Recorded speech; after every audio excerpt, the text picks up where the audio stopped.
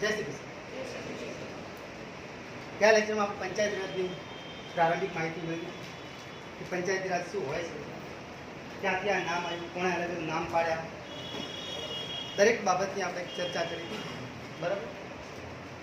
વાસ્તવમાં એ હોય છે કે નાના સ્તર સુધી કેન્દ્રમાં તો સરકાર હોય જ, રાજ્યમાં સરકાર હોય, પણ એક નીચલા છેવાડાના નાના માણસ સુધી પહોંચવા માટેની એક વ્યવસ્થા જેને આપણે પંચાયતી રાજ.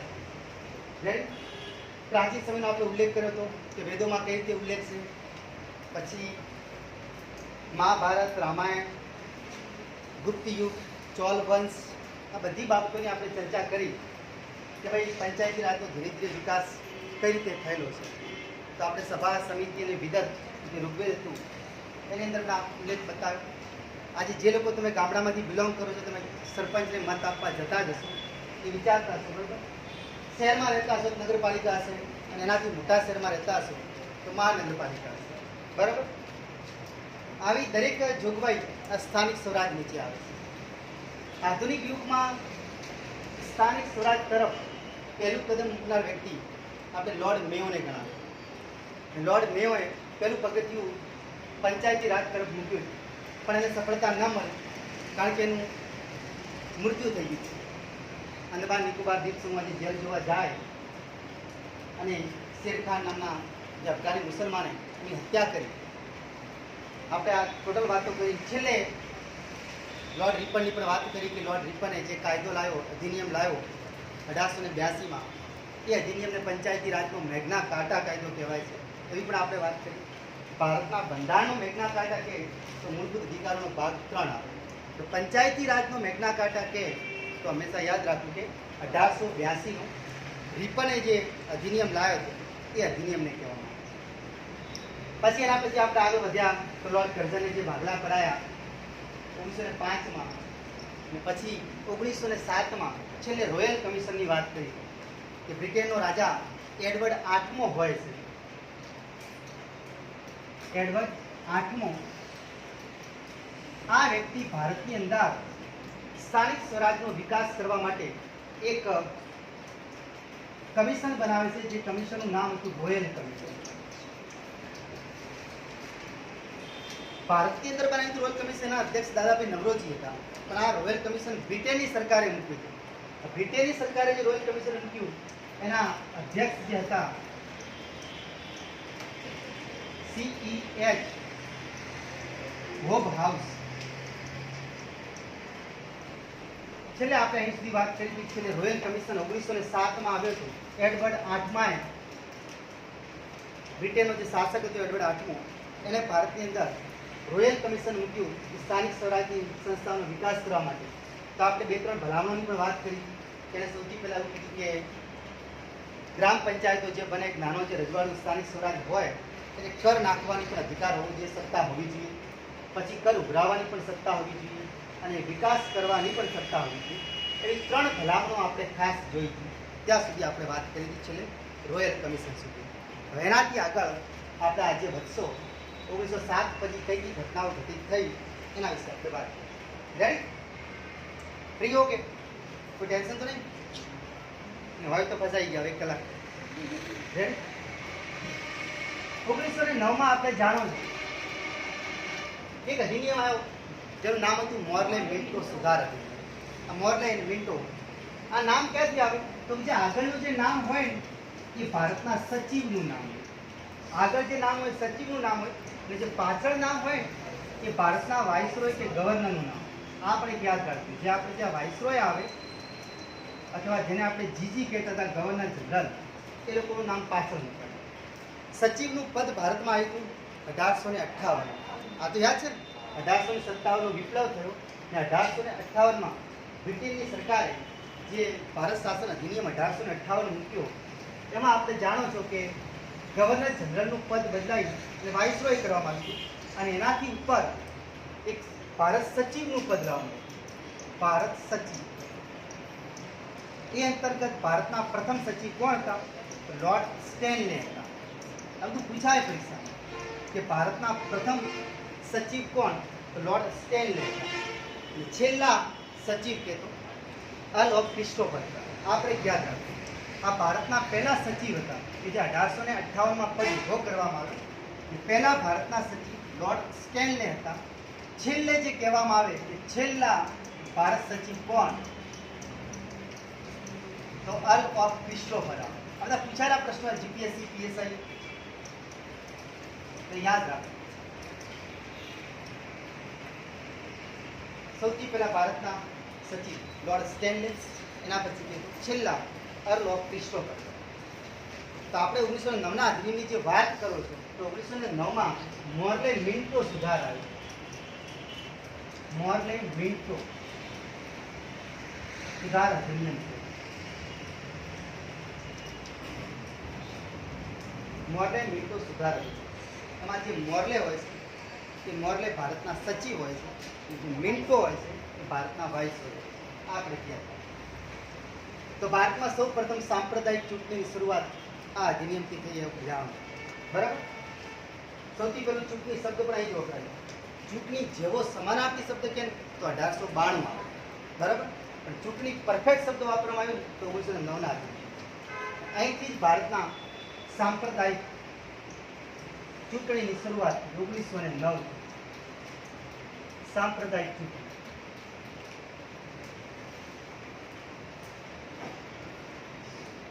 સાંપ્રદાયિક ચૂંટણીના જનક કે પિતા કે તો મિન્ટો દ્વિતીય કારણ કે મિન્ટો ઓલરેડી પહેલા 1800 સાલમાં આવી ગયેલા 1807 સાંપ્રદાયિક ચૂંટણીના જનક કે પિતા કે તો મિન્ટો ફ્રેશ 2 આવે મિન્ટો 2 આવે આપણે ધ્યાન રાખીએ રેડી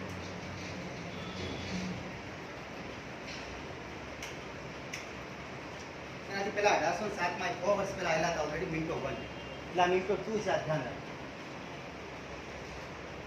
રેડી ચૂંટણી શબ્દ પણ પહેલી વાર આ અધિનિયમમાં વપરાય અધિનિયમ એટલે કાયદો બ્રિટનની સરકાર નક્કી કર્યું કે ભારતમાં કઈ રીતે આ લોકોને રાજ કરવું જોઈએ એને આપણે જે અધિનિયમ કહું છું કેટલા બધા અધિનિયમ આવ્યા દરેકની આપણે જોગવાઈ કરી કે પરિષદ અધિનિયમ કેટલા હતા ચાર્ટર એક્ટ કેટલા હતા ભારત શાસન અધિનિયમ કેટલા હતા આ બધી જ વાતો આપણે આગળ ભણાવી ચૂક્યા રેડી તો હવે આપણા મગજમાં આવે કે રીપન 1882માં અધિનિયમ બનાવી ગયો તો પછી કેમ લાગુ ના છે તો આપણે વાત કરું ધીરે ધીરે શરૂઆત થઈ પણ 1900ની સાલમાં ફરી એક છપ્પડીનો દુષ્કાળ પડ્યો અને એના કારણે ભારતની વસ્તી પીછેહટ કરવા લાગી બીજું અહીં મોટા ભાગે તમે જોયું તો અંગ્રેજોનો વર્ચસ્વ વધારે હતો એક બાજુ આ લોકો એમ કહે છે કે નાના માણસ સુધી પહોંચવું છે પણ મોટા ભાગે અધિકારીઓ રોકે તો અંગ્રેજો જ રોકે એટલે એક વસ્તુ આ અડચણરૂપ બની બીજી વસ્તુ અડચણરૂપ બની કે આ લોકો જોડે પૈસા નહોતા કે ગામડાઓનો વિકાસ કરી શકે પૈસા વગર ગામડાનો વિકાસ ન થાય એટલે 2-3 અડચણોના કારણે આ વસ્તુ રોકાતી ગઈ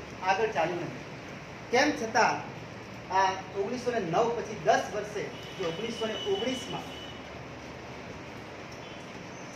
જે સુધાર અધિનિયમ આવ્યો એનું નામ હતું મોન્ટેગ્યુ જેમ્સ ફર્ડ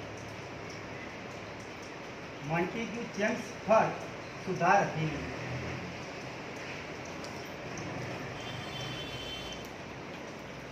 1915માં ગાંધી બાપુ ભારત આવે છે પછી ભારતના આંદોલનમાં સક્રિય ભૂમિકા થઈ જાય છે 17 ધીરે ધીરે આ સુધાર અધિનિયમ આવ્યો 1919માં જ્યારે આપણે જાણો છો કે એક સર લિયોનલ પોર્ટિસ દ્વારા શબ્દ આપવામાં આવ્યો પ્રાંતોમાં દ્વેષ શાસન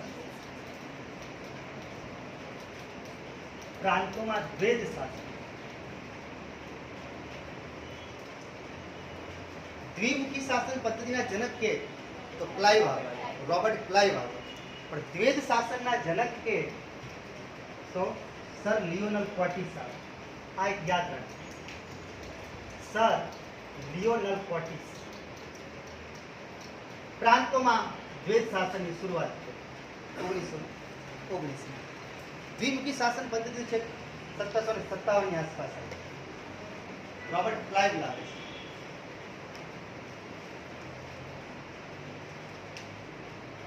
બરાબર તો અહીં પ્રાંતોના વિકાસની વાત આવી અને સૌ પ્રથમ વખત ભારતમાં પંચાયતોના વિકાસ માટે એક પાટીલનું પદ લાવવામાં પાટીલ આ ઘણીવાર પૂછાયું જે રજવાડું હોય જે સ્થાનિક સ્વરાજ હોય એના અધ્યક્ષને બનાવવામાં આવે જે સચિવ બને એ સચિવને પાટીલ શબ્દથી ઉલ્લેખ કરવામાં આવે તો પરીક્ષામાં પૂછાય કે પંચાયતો રાજ માટે પંચાયતી રાજ જે છે એના માટે સચિવનું પદ કયા અધિનિયમ પ્રમાણે લાવવામાં આવ્યું તો 1919ના અધિનિયમ પ્રમાણે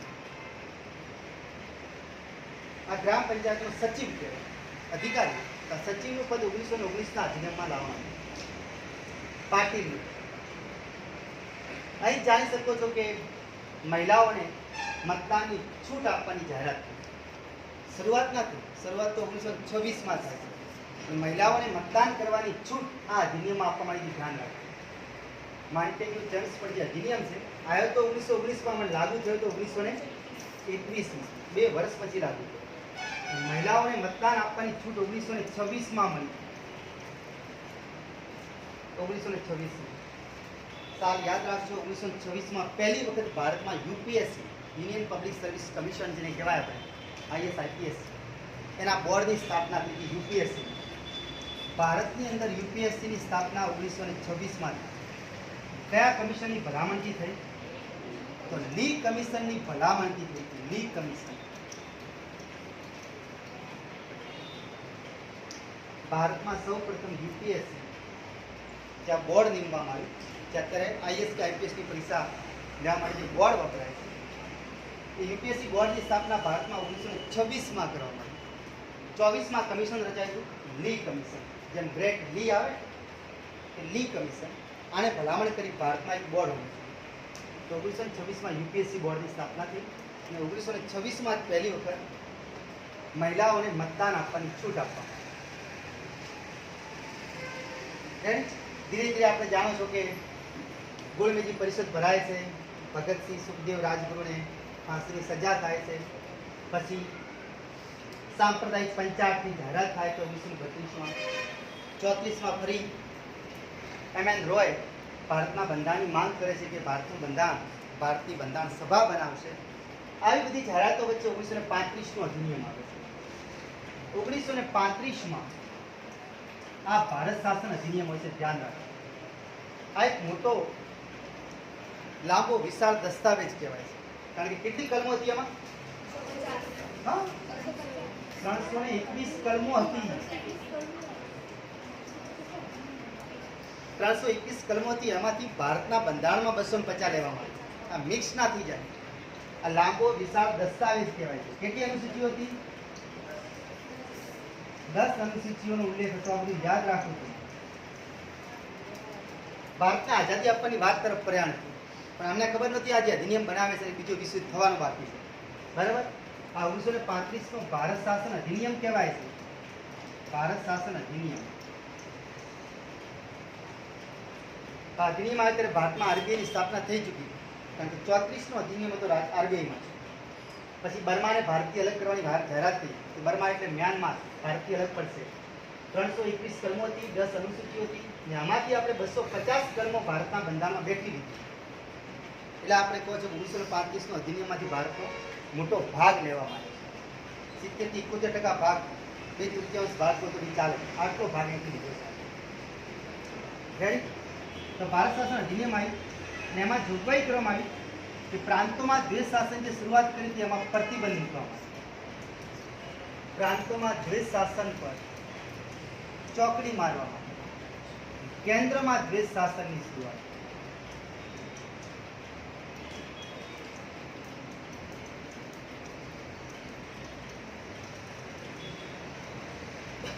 ભારતમાં પહેલી વખત પ્રધાનમંત્રી અને મંત્રી જેવા શબ્દો આવ્યા. આપણે યાદ રાખજો, પહેલી વખત ભારતમાં પ્રધાનમંત્રી અને મંત્રી જેવા શબ્દો આ અધિનિયમથી મળ્યા આપણને. પ્રધાનમંત્રી અને મંત્રી જેવા શબ્દો આ અધિનિયમથી મળ્યા આપણને 1935ના. પણ અધિનિયમ સારો નતો, કારણ કે જવાહરલાલ નહેરુ અધિનિયમ શું કહ્યું? કયું અનેક બ્રેકો ધરાવતું એન્જિન કહ્યું. અનેક બ્રેકો ધરાવતું, ત્યાં તો ખૂબ બધી બ્રેકો ધરાવે છે. આવું એન્જિન મોહમ્મદ અલી ઝીણાએ શું કીધું? પૂર્ણ રૂપથી સડી ગયેલું. આવું કહેવાય. આ અધિનિયમની ઉપમા આપવાની, તેમાં ખાસ કોઈ જોગવાઈ મજા ના આવે. તો આમ જે નાના નાના ગામડામાં નાના સમૂહોને જે વેચવામાં આવ્યા હતા એના પર ચોકડી મારી, પણ કેન્દ્રમાં દ્વેષ શાસન ના મળ્યું કે કેન્દ્રની અંદર બેઠો એક વ્યક્તિ ત્યાં રહેશે, એક બાજુમાં શાસન કરવામાં. પ્રાંતમાં દ્વેષ શાસનની શરૂઆત થઈ. હવે 1939માં 1 સપ્ટેમ્બરના દિવસે બીજા વિશ્વયુદ્ધની શરૂઆત થઈ છે. એટલે આ બધી જ વસ્તુ ધીરે ધીરે સાઈડમાં મૂકવામાં આવી. છેક 1939 થી લગાવી અને 1945 સુધી બીજો વિશ્વયુદ્ધ ચાલ્યો ત્યાં સુધી સરકાર સ્થિર થઈ જાય, કોઈ એટલી કામગીરી થતી નથી, ખાલી હવા પાણી અને ભોજન ઉપર જીવન વીતે છે. એ રીતે સમય ચાલ્યો જાય છે. પણ દુનિયાને એક આશ દેખાઈ કે 1945માં 24 ઓક્ટોબરના દિવસે 24 ઓક્ટોબર 1945ના દિવસે દુનિયાના એક દેશોનું સંગઠન મળી યુનોની સ્થાપના કરવામાં આવી, જેને આપણે યુનાઇટેડ નેશન્સ ઓર્ગેનાઇઝેશન કહે છે, સંયુક્ત રાષ્ટ્ર સંઘ. આ સંસ્થાથી લોકોમાં એક પ્રાણ પુરાયા, જીવ આવ્યા અને એ બધાને મનમાં કોન્ફિડન્સ આવ્યો કે હવે ત્રીજો વિશ્વયુદ્ધ નહીં ખેલાય, તો શાંતિથી રહેવા લાગે. એટલે 24 ઓક્ટોબરને યુનો દિવસ કહેવાય, આપણે યાદ રાખીએ. 24 ઓક્ટોબર 1945માં સ્થાપના થઈ. યુનોનું વડું મથક ક્યાં આવ્યું? અમેરિકાના ન્યુયોર્કમાં છે, ધ્યાન રાખજો. કયું છે? મેનહટ્ટન ટાપુ, ત્યાં આવેલું છે. યુનોની સ્થાપના અમેરિકામાં થઈ અને એનું વડું મથક ન્યુયોર્કમાં છે. મેનહટ્ટન ટાપુ પર આવેલું છે. ઘણીવાર સ્થળ પણ પૂછાય છે, મેનહટ્ટન ટાપુ. એનું વડું મથક મેનહટ્ટન ટાપુ પર છે. મેનહટ્ટન ટાપુ પર છે. આપણે ધ્યાન રાખવું ખાસ કરીને.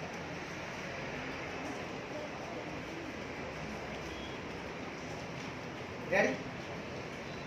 તો દુનિયાને ઘાસ લાગી, અંગ્રેજો પૈસા ટકાની દસ્તે ખાલી થઈ ગયા. એમને વિચાર કર્યો ભારતને આઝાદી આપી જ દેશો. અને આપણે જાણો છો કે 15 ઓગસ્ટ 1947ના દિવસે 15 ઓગસ્ટ 1947ના દિવસે ભારતને આઝાદી આપવામાં આવી. હવે ભારતનું બંધારણ બનાવવા માટે બંધારણ સભાની રચના થઈ ચૂકી હતી 1946માં. બરાબર? કેબિનેટ મિશનની ભલામણ હતી અને ભલામણના આધારે ભારતમાં એક આ બંધારણ સભા રચવાની જાહેરાત થઈ. પણ મેઇન પોઈન્ટ હવે અહીં આવે છે કે બંધારણ સભામાં એવી જોગવાઈ હતી પંચાયતી રાજની વ્યવસ્થા કરવી કે ના કરવી. ગાંધી બાપુએ તો એવું પણ લખ્યું છે કે જો મારું ચાલે તો ભારતની સત્તાને 7 લાખ ગામડાઓમાં વિસ્તારી દો. આ પ્રશ્ન યુપીએસસી પૂછાય છે કે આ સેન્ટેન્સ કોનું છે? ગાંધી બાપુનું લખવા છે. જો મારું ચાલે તો આવે નથી. જો મારું ચાલે તો, મારું એટલે આપણું નહીં, ગાંધી બાપુનું. જો મારું ચાલે તો ભારતની સત્તાને, જો મારું ચાલે તો ભારતની સત્તાને 7 લાખ ગામડા સુધી વિસ્તારી દે. જો મારું ચાલે તો ભારતની સત્તાને 7 લાખ ગામડાઓ સુધી વિસ્તારી દે. આ એટલી મહાન ઉક્તિ ગાંધી બાપુની છે. આ એટલી ગાંધી બાપુ બોલે.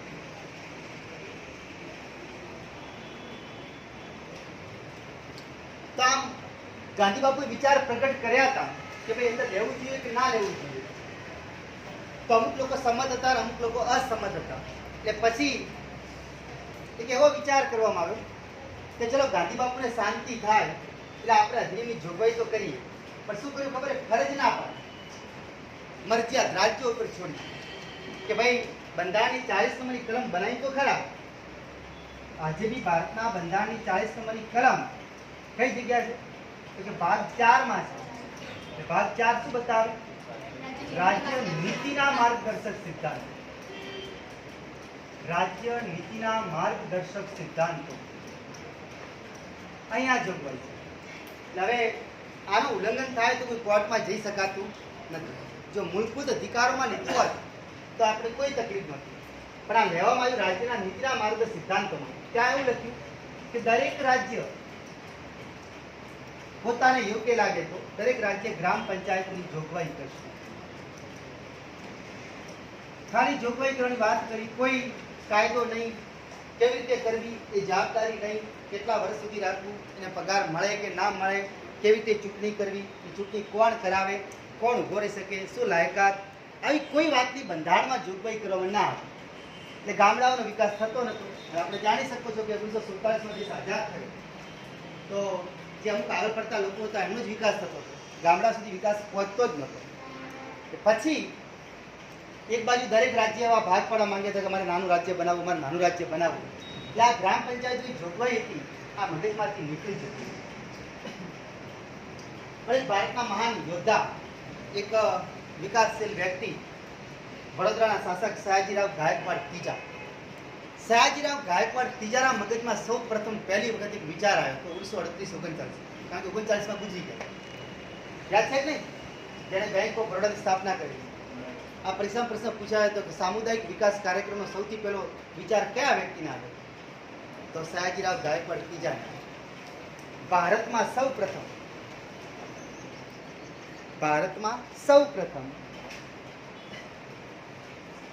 સામુદાયિક વિકાસ કાર્યક્રમ, ભારતમાં સૌ પ્રથમ સામુદાયિક વિકાસ કાર્યક્રમ નો વિચાર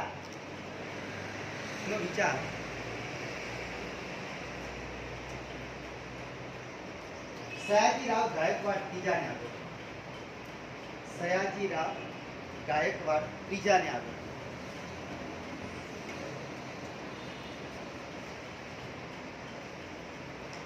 યાદ રાખજો, 1939માં અવસાન થઈ ચૂક્યું હતું. એમણે જ બેંક ઓફ બરોડાની સ્થાપના કરી.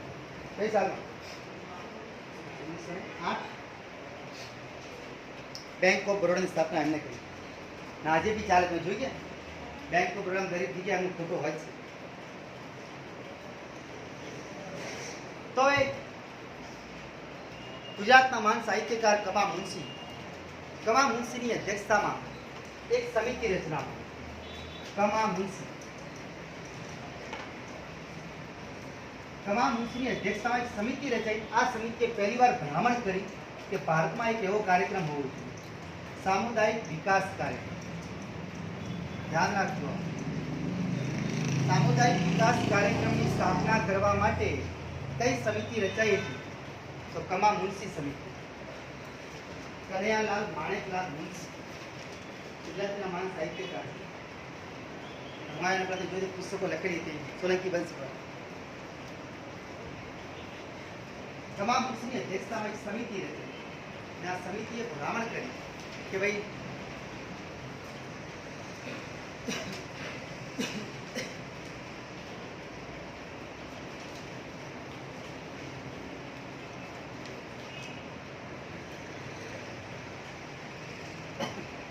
સામુદાયિક વિકાસ કાર્યક્રમ સમિતિ,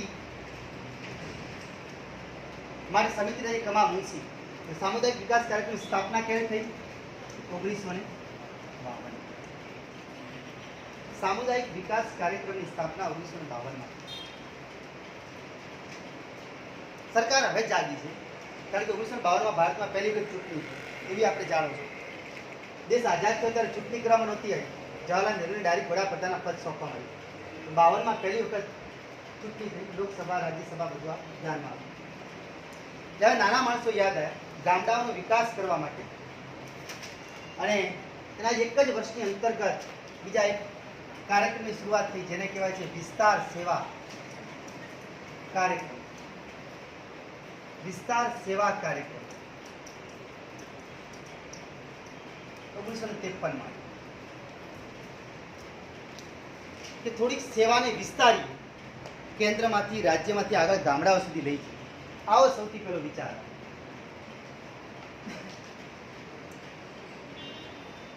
થોડુંક બોરિંગ જેવું લાગશે પણ તોય એડજસ્ટ કરી તમે 1 કલાક ભરીને બેઠો માનું છું તમે.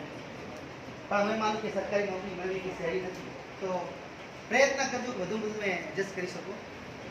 બગાસા આવે, ઊંઘ આવે તો લઈ લેવાની છોડ, બાજુમાં કોઈ તકલીફ ના પડે, બીજું કંઈ ના. રેડી? તો આપણે વાત કરી, દેશ આઝાદ થઈ ચૂક્યો, બંધારણ અમલમાં આવી ચૂક્યો, બંધારણમાં આવી કોઈ ફરજિયાત જોગવાઈ ના કરી કે ગ્રામ પંચાયત હોવી જોઈએ, બરાબર. પણ સારા વ્યક્તિઓના મનમાં વિચાર આવતા જાય છે, અને સારા વ્યક્તિના મનમાં વિચાર આવે તો આ લોકો પ્રયાણ કરે છે.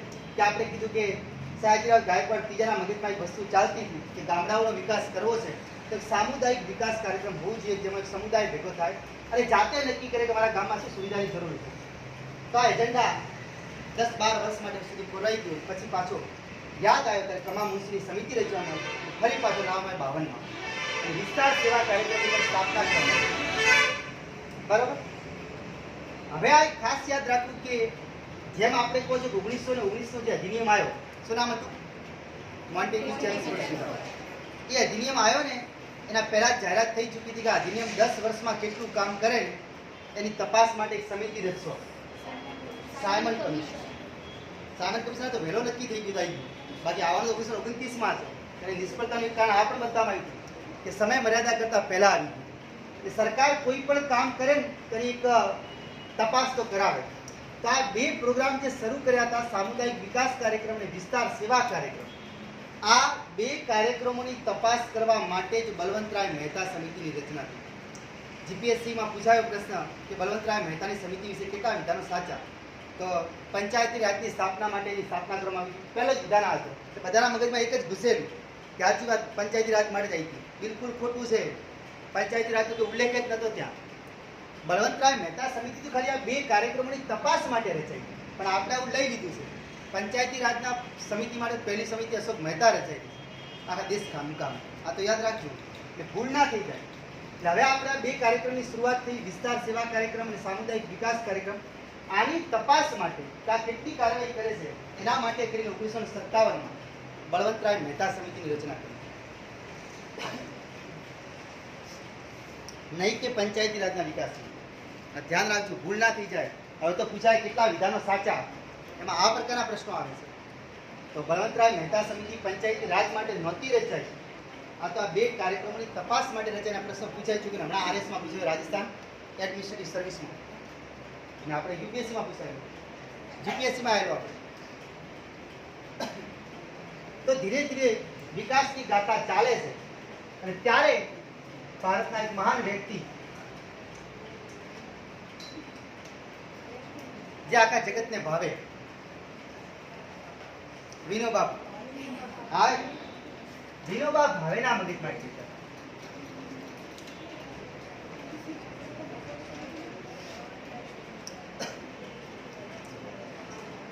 નામ જ એવો છે એટલે બધાને ભાવે કે ના ભાવે. એટલે આપણે વાનગી નથી, ધ્યાન રાખજો, વ્યક્તિ છે. અને આ બા લાગે એટલે સ્ત્રી પણ ના સમજતા, પુરુષ છે વિનોબા. આપણે વિનોબા ભાવે એક સજેશન જાહેર કરે છે. એમને એક નક્કી કર્યું કે તમે બી પંચ શબ્દની વાત કરો છો,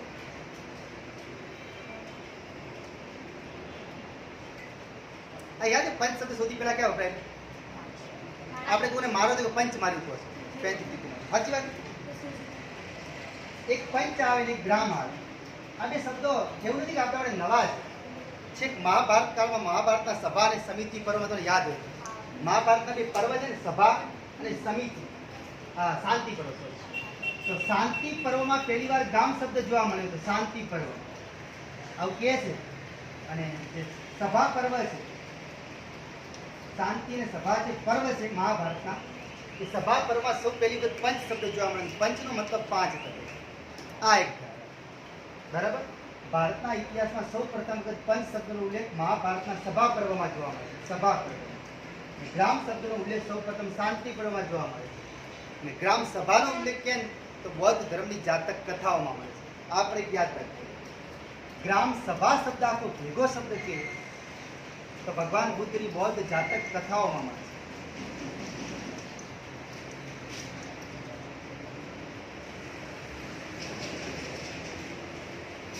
પંચ શબ્દ, ગ્રામ શબ્દ અને ગ્રામ સભા શબ્દ બધા માટે આખો ઉલ્લેખ આવી છે.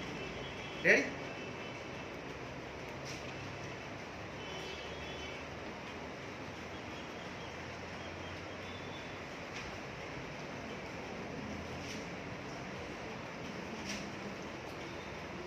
તો પંચ એટલે 5 થાય, સર એટલે માથું થાય, તો સરપંચ એટલે 5 માથાઓ. રાવણને 10 હતા, સરપંચને 5, એવું તો કહી નાખાય. કારણ કે બ્રહ્માજીને બી શંકર ભગવાનને 5 મસ્તક હતા, બ્રહ્માજીને 4.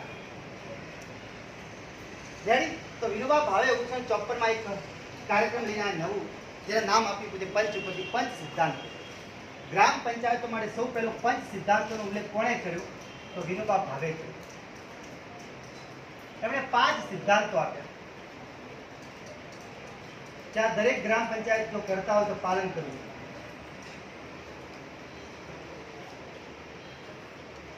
ગ્રામ પંચાયતો માટે પંચ સિદ્ધાંત સૌપ્રથમ ભારતમાં કોણે લાયા? તો જે આગા જગતને ભાવે એમાં વિનોબા ભાવે. 54 માં આવે.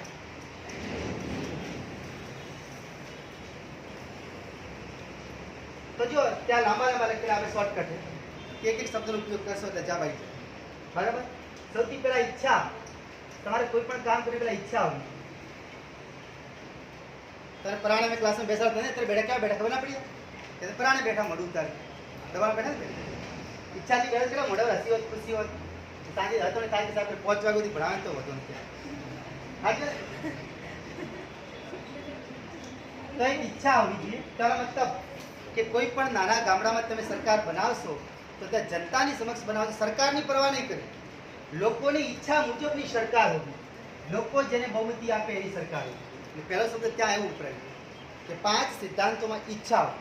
ઈચ્છા એટલે કે ગ્રામ પંચાયત કે ગ્રામ સભા તમે જે બી બનાવશો કે લોકોની ઈચ્છા અનુસાર હોવી જોઈએ. આ એક બરાબર.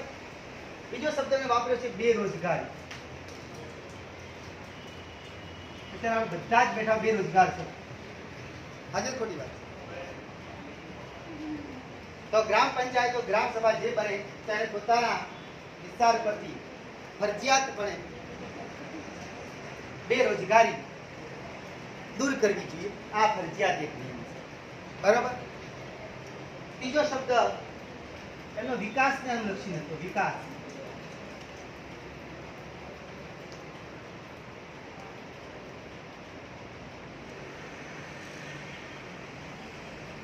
આ ખાસ જગ્યા જે ગ્રામ પંચાયત બને એને ગામનો વિકાસ કરવો જોઈએ, સ્વચ્છતા જાળવવી જોઈએ, આરોગ્ય સુધારવું જોઈએ એવી વાત છે. ચોથો શબ્દ જમીન વાપર્યો. જમીન. તો ગામડાની જમીનનો માલિક ગ્રામ પંચાયત હોવી જોઈએ અને ગામમાં કોઈ વ્યક્તિ એવો ના રહેવું જેના હાથમાં જમીન ના. દરેકના ભાગે જમીન આવે. જમીન વગર તો કરશે શું? કે બેરોજગાર રહેશે ક્યાં? શું ખેતી કરશે? પાણીની મોટર ક્યાં ઊભી કરશે? આ બધા જો 5 સિદ્ધાંતો આપેલા છે. બેરોજગારી દૂર કરવી જોઈએ, વિકાસ કરવો જોઈએ અને જમીન હોવી જોઈએ એના હાથની છે. અને 5મો શબ્દ આપણે ઉત્પાદન. તમે એવી બંજર જમીન આપી દો રણ પ્રદેશ વાળી અને પછી કીધું ખેતી કરતું ક્યાંથી કરે? બરાબર. એટલે ઉત્પાદનની થઈ શકે એવી જમીન અને એમાં એની વ્યક્તિની ભાગીદારી. રાજ્ય કોશિશ કરશે કે બેરોજગારી ઘટાડે, એમનો વિકાસ થાય, લોકોની ઈચ્છા પ્રમાણે સરકાર બને અને એમના ભાગમાં જમીન આવે અને એનું ઉત્પાદન થાય એવી જમીન હોવી જોઈએ, એમાં એની ભાગીદારી. આ સિદ્ધાંતો સૌપ્રથમ કોણે લાવ્યા? તો 5 સિદ્ધાંતો આપ્યા હતા વિનોબા ભાવે આપ્યા હતા. આ પંચાયતો માટે આજે બી નિયમ બનાવવામાં આવે છે. આપણે યાદ રાખજો. રાઈટ. તો આમ હવે આપણે કીધું કે એક નામ તમે સાંભળ્યું છે એનડીસી, રાષ્ટ્રીય વિકાસ પરિષદ, જેને કહેવાય છે નેશનલ ડેવલપમેન્ટ કાઉન્સિલ. એનડીસીના વડાપ્રધાનનું ધ્યાન રાખજો. રાષ્ટ્રીય વિકાસ પરિષદ. પરીક્ષામાં આ શબ્દનો ઉલ્લેખ ના હોય તો ફરજિયાત આ ઉલ્લેખ હોય. આપણે ખાલી ગોખણપટ્ટી કરો છો કે પંચાયતી રાજ માટે સમિતિઓ રચાઈ, પણ હવે પરીક્ષામાં એમ પૂછાય છે કે આ સમિતિની રચના કરી હતી કોણે? આવું પૂછવામાં આવે. તો જે આપણે કહી રહ્યા છીએ 1957માં સમિતિ રચાઈ. બળવંતરાય મહેતા ગુજરાતના હતા, ખબર હે? બળવંતરાય મહેતા ગુજરાતના મુખ્યમંત્રી પણ બન્યા હતા. એક બળવંતરાય મહેતા રાજસ્થાનમાંથી સંસદ સભ્ય હતા, એ નામ ભેગું ના આવી જાય. ગુજરાતના મૂળના વ્યક્તિ છે, ધ્યાન રાખજો. તો બળવંતરાય મહેતા ગુજરાતના હતા અને એમની અધ્યક્ષતામાં એક સમિતિ રચવામાં આવી 1957માં. તમને ઉદ્દેશ્ય બતાવ્યો. કયો ઉદ્દેશ્ય હતો? સામુદાયિક વિકાસ કાર્યક્રમની તપાસ કરવી અને બીજું જે વિસ્તાર સેવા કાર્યક્રમ છે એની તપાસ કરવી કે કેટલા સુધી સફળ છે. આ 2 કાર્યક્રમોની તપાસ કરવા માટે બળવંતરાય મહેતા સમિતિની સ્થાપના થઈ અને આ સ્થાપના કોણે કરી? તો ભારત સરકાર વિકલ્પમાં હોય તો પહેલા એ ટીક કરવું, આ ના હોય તો રાષ્ટ્રીય વિકાસ પરિષદે એની સ્થાપના કરી, એના દ્વારા રચના કરવામાં આવી. બરાબર. એણે પછી પોતાનો રિપોર્ટ આપ્યો છે નવેમ્બરમાં વર્ષના અંતે છેલ્લે, અને એણે ભલામણ કરી કે ભારતમાં ત્રિસ્તરીય પંચાયતી રાજ હોવું. ભારતમાં ત્રિસ્તરીય પંચાયતી રાજ હોવું.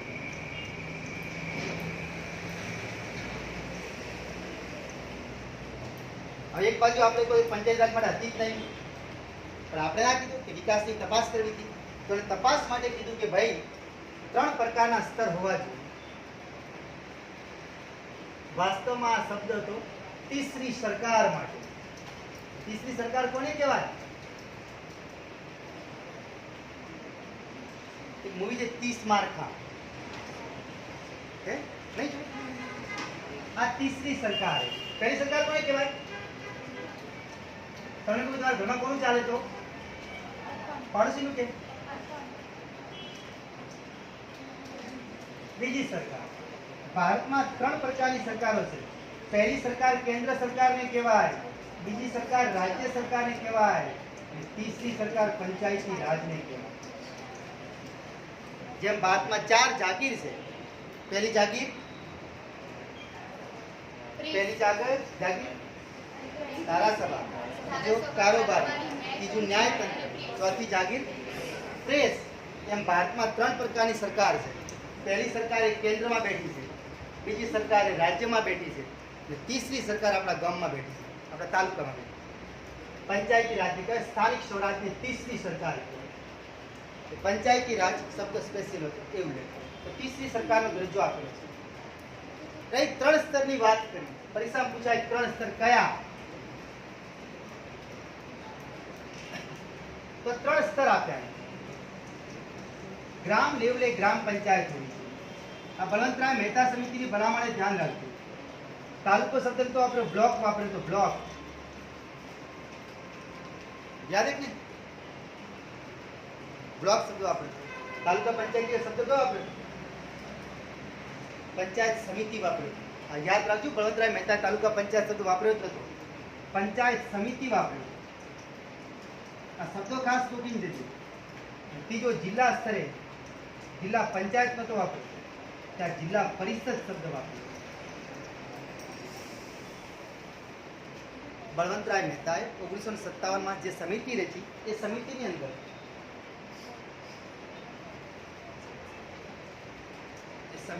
સમિતિની અંદર ગામડા લેવલે ગ્રામ પંચાયત હોવી જોઈએ, બ્લોક એટલે તાલુકો કહેવાય, તો પંચાયત સમિતિ હોવી જોઈએ, અને ત્રીજો સ્થાન છે જિલ્લા લેવલે તો જિલ્લા પરિષદ હોવી જોઈએ. આ પર ધ્યાન રાખો. જિલ્લા પરિષદ હું કરી આપું. ગભરાવતર કરી કોઈ સ્ટોપ કરો, બીજો ભાગ પછી બનાવશો. ભણાવટમાં જ પણ શાંતિ. રેડી? તો આ બળવંતરાય મહેતાએ ભલામણ કરી. હવે 3 શબ્દો ફરજિયાત ગોખી રાખજો અંદર મગજમાં. હા સર. એક ત્રિસ્તરીય આવે પંચાયતી રાજ, એક દ્વિસ્તરીય આવે અને એક 4 સ્તરીય આવે. વાસ્તવમાં એક સ્ત્રીય પણ આવે, ધ્યાન રાખો. અમુક રાજ્યમાં એક સ્ત્રીય છે. તો આપણે એવું લખ્યું કે આ ભલામણ કોણે કરેલી છે? તો અલગ સમિતિએ ભલામણ કરેલી છે. ત્રિસ્તરીય બળવંતરાય મહેતા,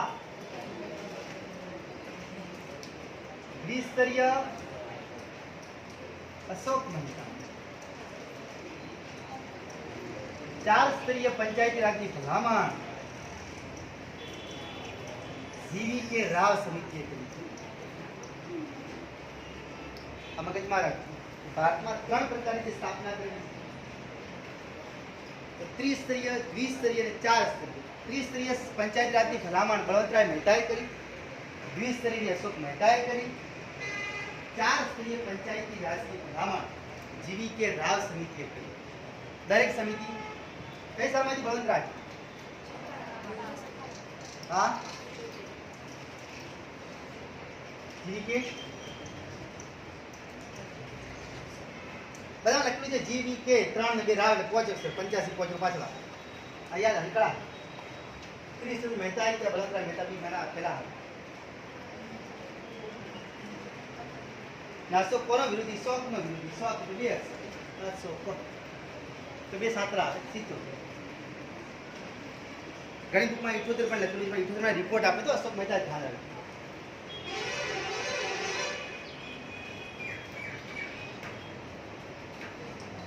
તો આપણે વાત કરી કે બળવંતરાય મહેતા સમિતિ જે ભલામણ કરી કે પંચાયતી રાજ ત્રિસ્તરીય હોવું જોઈએ. 3 સ્તરોની પણ વાત કરી. ગ્રામ પંચાયત, પંચાયત સમિતિ અને જિલ્લા પરિષદ. આ રીતે ભાગ પડેલા હોવા જોઈએ. બરાબર. એ પણ એક ભલામણ હતી, છૂટ હતી કે આપણે યાદ રાખવું કે જે રાજ્યની વસ્તી 20 લાખથી વધારે હોય ત્યાં જ તાલુકા પંચાયતની સમિતિ બનાવી શકાય, બાકી બે જોડી. હવે આપણે વિસ્તારથી ભણશું. તો આ સમિતિએ જે ભલામણ કરી અને આ ભલામણના આધારે આ ભલામણ આપણી રાષ્ટ્રીય વિકાસ પરિષદે સ્વીકારી અને પછી ભારતના વડાપ્રધાન હતા જવાહરલાલ નહેરુ 2 ઓક્ટોબર 1959 ના રોજ 2 ઓક્ટોબર 1959 ના રોજ રાજસ્થાનના નાગોર જિલ્લાના બગદરી ગામ, રાજસ્થાનના નાગોર જિલ્લા બગદરી ગામે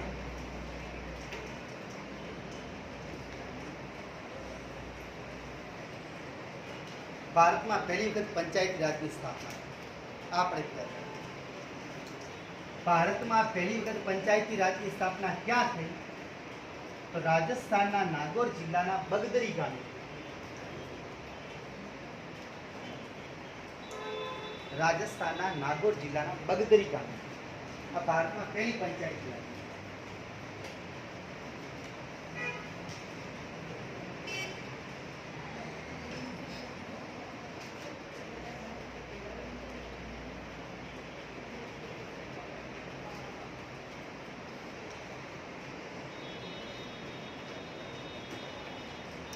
તો કેવું ભણો છો પંચાયતી રાજ? આવતા રવિવારે આપણે એક નાનો સરખો ટેસ્ટ ગોઠવશું, જે ટેસ્ટનું આયોજન હું કરીશ. તો કેવું ભણ્યા બે લેક્ચરોમાં? કેટલું આવડે તમને? એવું આપણે આવતા રવિવારે ચકાસીશું.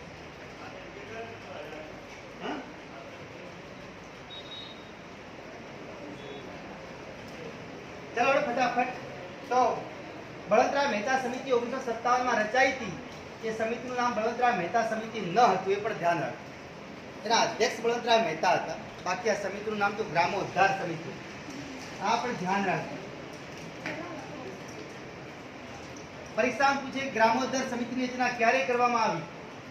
તો ગ્રામોદ્ધાર સમિતિની રચના 1957 માં કરવામાં આવી હતી, જેના અધ્યક્ષ બળવંતરાય મહેતા હતા.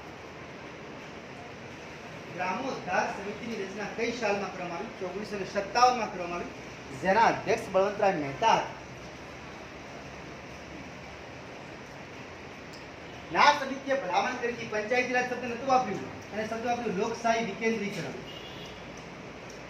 લોકશાહીનું વિકેન્દ્રીકરણ શબ્દ વાપર્યું હતું. આપણે પહેલા લેક્ચરમાં ભણી ગયા, ખબર ને કે આના માટે પંચાયતી રાજ શબ્દ કોણે આપ્યો? આના માટે પંચાયતી રાજ શબ્દ જવાહરલાલ નહેરુએ લાવ્યો. પહેલા લેક્ચરમાં આપણે ભલામણ કરી હતી લોકશાહીનું વિકેન્દ્રીકરણના પિતા કે તો કોણ આવે? બળવંતરાય મહેતા આવે.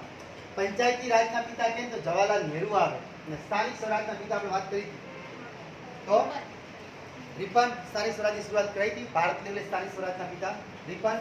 ગ્રામ સ્વરાજ શબ્દ કે તો મહાત્મા ગાંધી. આપણે ક્યાં કર્યું? એટલે બધા શબ્દો અલગ અલગ છે.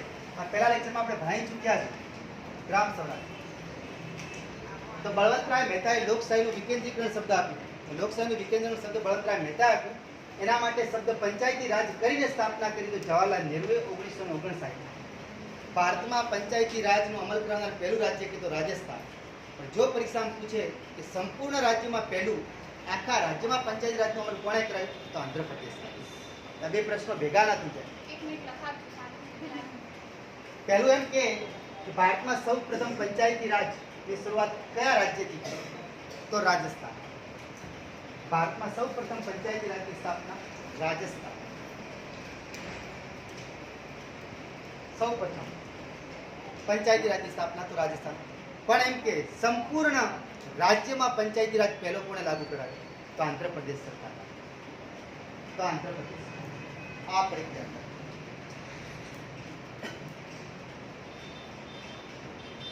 રેડી. સંપૂર્ણ રાજ્યમાં કહેતો આંધ્રપ્રદેશ, શરૂઆત કહેતો રાજસ્થાન. આ બધું યાદ રહેશે. હવે જેમ આપણે અઢિયા બ્રાહ્મણની વાત કરી હતી, જેમ 15 દિવસે દરેક વખતે વાદ્ય ગાદ્ય 11 સાલથી ને આપણે આખો ઉલ્લેખ કરતા કે અઢિયો બ્રાહ્મણ શું કરતો, એમ હવે વાદ્ય ગાદ્ય સાલ આવી 1960. 1 મે 1960 ના દિવસે ગુજરાત રાજ્યની સ્થાપના થઈ. આપણે કયા રાજ્યમાં રહો છો? ખબર છે ને? ગુજરાતમાં રહો છો તો આપણે ગુજરાતની જ વાત કરવી છે વધારે. આ તો કેન્દ્ર લેવલની વાત કરી, રાજ્ય દેશ લેવલની. તો આ બાજુ ભારત ચીન યુદ્ધ, 65માં ભારત પાકિસ્તાન યુદ્ધ, આ ડંકા વાગે છે, એના કારણે ભારત સરકાર હચમચી જાય છે.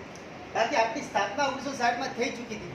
તો આપણે એમ કહો છો જીપીએસસીની સ્થાપના 1960માં કરી દીધી હતી, હાઈકોર્ટની સ્થાપના કરી દીધી, તો પંચાયતી રાજની સ્થાપના કેમ ગુજરાતમાં ના થઈ? તો એની પાછળ બે કારણો. એક કારણ આ હતું કે ભારત યુદ્ધના ભયના વાતાવરણ હેઠળ જીવી રહ્યો હતો. ખબર છે ને, ભારત પાકિસ્તાન યુદ્ધ પર ડંકો વાગતો અને ભારત ચીનને યુદ્ધ કર્યું. આ તકલીફવાળું વાતાવરણ હતું. બીજું કારણ ગુજરાતની સ્થાપના જે નવી નવી થઈ હતી, હજુ આપણામાં મહા ગુજરાત આંદોલન જે થયેલું હતું, હજુ ગુજરાતમાં સંતોષ નહોતો થયો. એટલે આપણે થોડાક વર્ષે ટેકવી રાખી વિચારશો. એટલે આપણે એમ કહો છો કે આપણે વિચાર કર્યો કે ખાલી સમિતિ રચવાની કોશિશ કરી કે ગુજરાતમાં કઈ સમિતિ રચાય અને આપણને જાણ કરે. તો રસિકલાલ પરીખ સમિતિ રચાઈ. રસિકલાલ પરીખ, આ ગુજરાતની વાત છો, ધ્યાન રાખજો. ગુજરાતના ગૃહમંત્રી હતા રસિકલાલ પરીખ, એમની અધ્યક્ષતામાં એક સમિતિ રચાઈ ગુજરાતમાં, રસિકલાલ પરીખ સમિતિ.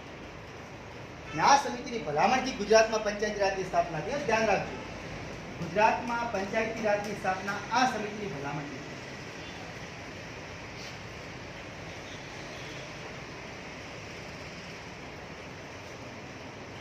ખાલી ગુજરાતની સ્થાપના 1960માં, 1960-61માં આપણે 60નો મધ્યકાળ હતો. 60-61માં આપણે રસિકલાલ પરીખ સમિતિ બનાવી.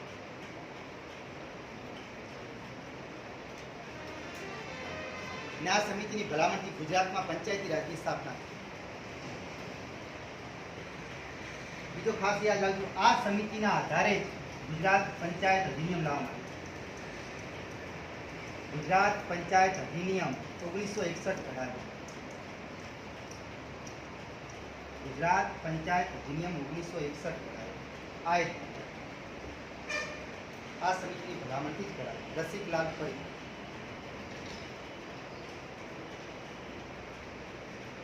લખી દે.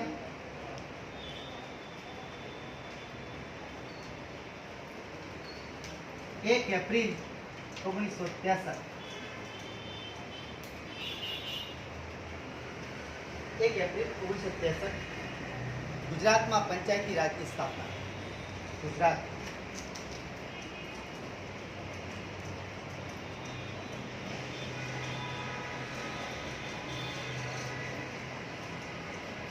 ગુજરાતમાં પંચાયતી રાજની સ્થાપના 1 એપ્રિલ 1963. બે સ્ત્રોને બાકાત છોડી દીધા આખા ગુજરાતમાં. એક કચ્છ અને એક ડાંગ. કચ્છ અને ડાંગને છોડીને ગુજરાતમાં 1 એપ્રિલ 1963માં પંચાયતી રાજની સ્થાપના થઈ. ધ્યાન રાખજો, કચ્છ અને ડાંગ સિવાય કચ્છમાં પંચાયતી રાજ અમલમાં આવ્યું. એકની જગ્યાએ 15 એપ્રિલ થઈ. 15 એપ્રિલ 1963. ડાંગમાં પંચાયતી રાજ અમલમાં આવ્યું 1 જૂન 1972. હવે યાદ રાખવું પડે.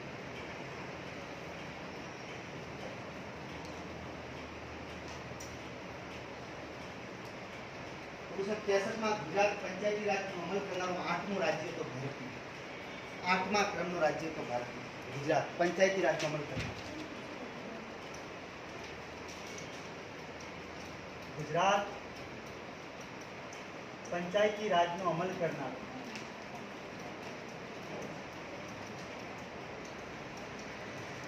8મો રાજ્ય બન્યું.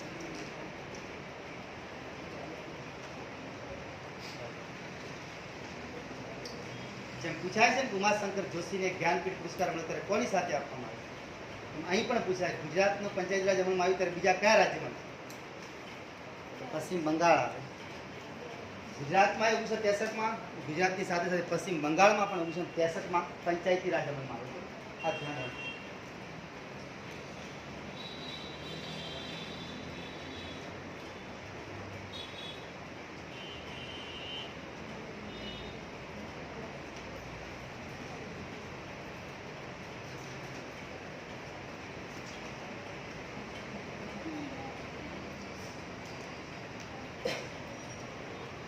હવે આ બાજુ ભારતમાં ગુજરાતમાં પંચાયતી રાજનો વિકાસ થતો જાય છે ત્યારે 1963 યાદ આવે ત્યારે યાદ રાખજો 1963માં કે સંસ્થાનમ સમિતિની પણ રચના થઈ ભારતમાં ગુજરાતમાં નહીં કે સંસ્થાનમ સમિતિ આ સમિતિએ ચિંતા વ્યક્ત કરી કે પંચાયતો જોડે પૈસા આવશે ક્યાંથી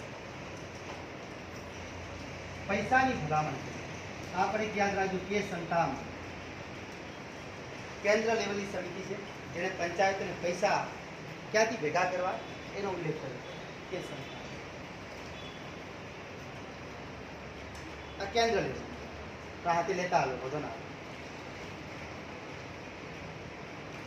પાછા ગુજરાત પર તો ગુજરાતમાં 3 સમિતિઓ ખાસ હતી આ ખાસ યાદ રાખવું ગુજરાતમાં 3 સમિતિઓ ખાસ એક રસિક લાલ પરીખ બીજી હતી ઝીણાભાઈ દરજી ત્રીજી હતી વિખવદાસ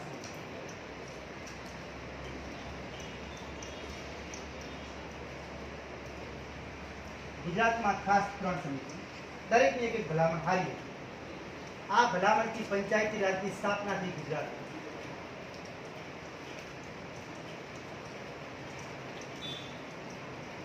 કઈ સાલમાં હતી તો 1960 ઝીણાભાઈ દરજી એટલે દો એટલે 1972 માં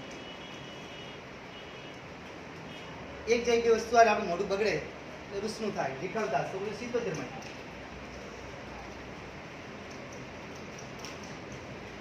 વિખવદાસ શાહ સમિતિ કહેવાય વિખવદાસ શાહ આ એક વિખવદાસ શાહ ઝીણાભાઈ દરજી હતા દરજી ઝીણવટ ભરી તપાસ કરી કારણ કે દોરા ઝીણાના ભરવા પડે ટાંકા ભરવા પડે એ ઝીણવટ ભરી તપાસ કરીને એમ કીધું કે સૌથી પહેલા આ સમિતિની ભલામણ એવી હતી મહિલા એસસી એસટી મહિલા માટે અનામત હતી મહિલાના પક્ષના માણસ હતા એસસી પક્ષના હતા અને એસટી પક્ષના અનામતની જોગવાઈ હોય આ ખાસ યાદ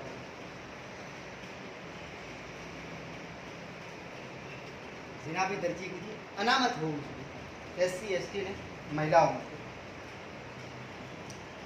પછી બીજી ભલામણ એમની એ હતી કે ઝીણાભાઈ દરજીની કે ખાસ યાદ રાખવું એક ન્યાય પંચાયત હોવી જોઈએ 3 સ્તર ઉપર જિલ્લામાં રાજ્યમાં જિલ્લામાં તાલુકામાં કરામાં ન્યાય પંચાયત બાકી ભારતમાં ન્યાય પંચાયત માટે તો સમિતિ રચાઈ ઉપેન્દ્ર બક્ષી પણ આપણે જરૂરી નથી હતો આના માટે ગુજરાતમાં 3 સ્તર પર હોય છે ન્યાય પંચાયત ઝીણાભાઈ દરજી વિખવદાસ શાહ સમિતિ ખાસ વખણાઈ હતી કારણ કે સમરસ ગ્રામ પંચાયતની વાત છે સમરસ ગ્રામ પંચાયત વિખવદાસ શાહ સમરસ ઝીણાભાઈ દરજીએ એમ પણ કીધું ગ્રામ પંચાયત પર દબાણ હટાવવાની સત્તા હોય દબાણ હટાવવાની પણ વાત ઝીણાભાઈ દરજીએ આ ખાસ પૂછાય સમરસ પંચાયતની જોગવાઈ કઈ સમિતિએ કરી તો સમરસ પંચાયતની સભ્ય વિખવદાસ સમિતિ ગુજરાત સમરસ મને કહેવાય ચૂંટણી વગર સ્વેચ્છાએ ગામના લોકો ભેગા થઈને કે ભાઈ અમારે સરપંચ યાદ છે ને સમરસ થાય પુરુષ કોઈ બને કેટલા રૂપિયા આપવામાં 2 લાખ જો મહિલા કોઈ બને તો 1 લાખ વધારે 3 લાખ રૂપિયા બરાબર એટલે આ વિખવદાસ શાહ સમિતિએ ભલામણ કરી કે ભાઈ સમરસ ગ્રામ પંચાયત હોવી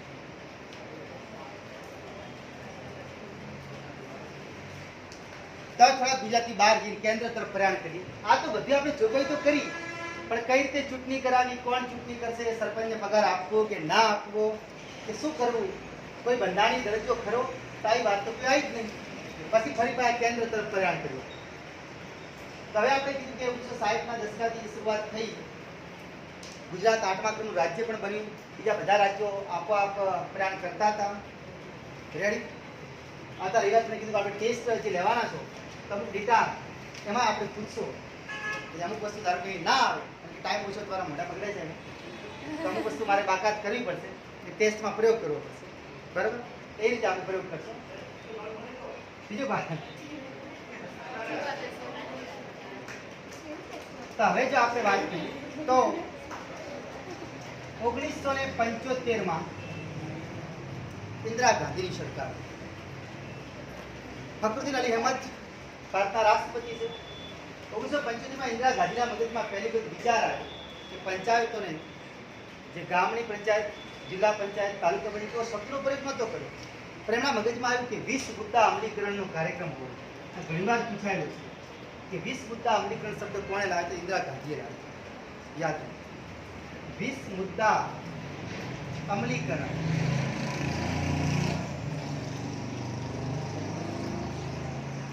20 મુદ્દા અમલીકરણ કાર્યક્રમ કોણે લાવ્યો? ઇન્દિરા ગાંધીએ લાવ્યો. આપણે ખાસ યાદ રાખો, 20 મુદ્દા અમલીકરણ. નાના અધ્યક્ષ ગુજરાતના એક મહાન વ્યક્તિ કે જે કોંગ્રેસને જ સમર્પિત હતા, એવા વ્યક્તિના અધ્યક્ષ બનાવવા તો જીણાભાઈ દરજી, કોંગ્રેસના પીઢ નેતા કહેવાતા. એકમાત્ર વ્યક્તિ પીઢ નેતા હોવા છતાં એક જ ચૂંટણી નેતા લડ્યા. એની ખાસિયત વિચારતો હતો. એના અધ્યક્ષ જીણાભાઈ દરજીને બનાવવાના. જીણાભાઈ દરજી એના અધ્યક્ષ હતા. 1975 20 મુદ્દા અમલીકરણ પ્રોગ્રામ ઇન્દિરા ગાંધીએ લાવ્યો. લાગુ રાજીવ ગાંધીએ કરાયો, પણ લાવનાર તે વ્યક્તિ હતા. પણ લાગુ તો રાજીવ ગાંધી કરવા રહ્યા જ નતા. પ્રયત્ન ખૂબ કર્યા, પછી પંચાયતી રાજ બન્યું નહીં. પણ એને વધારે વિકાસને વેગ આપવા માટે રાજીવ ગાંધીએ પ્રયાસ કર્યો. તો 20 મુદ્દા અમલીકરણ બહુ. આ જ 20 મુદ્દા અમલીકરણમાંથી જીણાભાઈ દરજીના મગજમાં ગુજરાતમાં મત બેંક ઊભી કરવા માટેનો વિચાર આવ્યો, ખામ થિયરી. ભૂલ ના થાય ધ્યાન રાખજો કે ખામ થિયરીના પ્રણેતા કેમ? તો ખામ થિયરીના પ્રણેતા જનક પિતા જેબી કે જીણાભાઈ દરજી હતા, પણ એને લાગુ કરાવનાર કે તો માધવસિંહ સોલંકી. આ મિક્સ ના થઈ જાય. જીણાભાઈ દરજીએ જ આ શબ્દ લાવ્યો, ખામ થિયરી. ખાસ યાદ રાખજો, ખામ થિયરી. ખામ થિયરીના જનક કે તો જીણાભાઈ દરજી આવે, લાગુ કરાવનાર કે તો માધવસિંહ સોલંકી. ખામ થિયરી વાક્ય બધું તો બધા. કે એટલે શું? કે એટલે ક્ષત્રિય. કારણ કે અક્ષર માટે અંગ્રેજીમાં KSH લખાય, યાદ હે ને? પછી H છે, H એટલે હરિના જન, હરિજન. A એટલે આદિવાસી, M એટલે મુસ્લિમ. ઘણી બુક્સમાં એવું ભણાવવામાં આવે છે કે આના પિતા કોણ, પ્રણેતા કોણ? તો માધવસિંહ સોલંકી. ભાઈ આ શબ્દ તો લાવનાર જીણાભાઈ દરજી હતા. એમને પ્રેરણા અહીંથી મળતી 20 મુદ્દા અમલીકરણ માટે. અને મત બેંક ઊભી કરવા માટે માધવસિંહ સોલંકીએ પ્રયોગ કર્યો. એના કારણે માધવસિંહ સોલંકી જીત્યા. બરાબર? એમણે ખાસ શબ્દ વાપર્યો, ખામ થિયરી. અને એના કારણે પટેલો કોંગ્રેસની વિરુદ્ધમાં જતા. વિચાર કરી, કોંગ્રેસને અલવિદા કરી, પટેલો ત્યારથી વિરુદ્ધમાં આવ્યા. કે ખામ થિયરીનો પ્રયોગ કેમ થયો? આ તો વિશેષ દરજ્જો આપવાની વાત કરું. જેમને આજે સાંજે શપથ થવાની છે પ્રધાનમંત્રી ત્રીજી સરકાર માટે, ત્યારે નહીં આંધ્રપ્રદેશની સરકાર, બિહારની સરકારે માંગણી કરી કે અમને સ્પેશિયલ રાજ્યનો દરજ્જો મળવો. જેમ અનુસૂચિ 5 અને 6 જે રીતે બધા રાજ્યો છે એમાં અમારો સમાવેશ થવો જોઈએ. સ્પેશિયલ રાજ્યનો દરજ્જો આપતા વિકાસ માટે ખૂબ અઢળક પૈસા આપવા પડે, અને એ બી વગર વ્યાજે, કોઈ વ્યાજ નહીં. તો આનો મતલબ કેમ કે ખામ થિયરી લાવ્યું જીણાભાઈ દરજી, પણ ગુજરાતમાં અપનાવ્યું માધવસિંહ સોલંકીએ. 20 મુદ્દા અમલીકરણના અધ્યક્ષ કોણ હતા? તો જીણાભાઈ દરજી હતા. ધ્યાન રાખજો. લાવનાર શબ્દ 20 મુદ્દા અમલીકરણ કોણ? તો ઇન્દિરા ગાંધી. પણ ભારત પાકિસ્તાને યુદ્ધ થઈ ચૂક્યું હતું, એટલે હવે કઈ કાર્યવાહી થઈ નહીં. મોરારજી દેસાઈની સરકાર, જેમ મેં તમને કહ્યું કે ગ્રામોદ્ધાર સમિતિની રચના કોણે કરી? તો રાષ્ટ્રીય વિકાસ પરિષદ આવે તો ભારત સરકાર આવે. પણ જો પરીક્ષામાં પૂછે કે અશોક મહેતા સમિતિની સ્થાપના કોણે કરી? તો મોરારી બાપુ ના હતા, મોરારજી દેસાઈ. ભારતના વડાપ્રધાન બને ને, એમને રિપોર્ટ 1978 આપ્યો હતો. ઘણી જગ્યાએ અશોક મહેતા 1978 લખ્યું છે.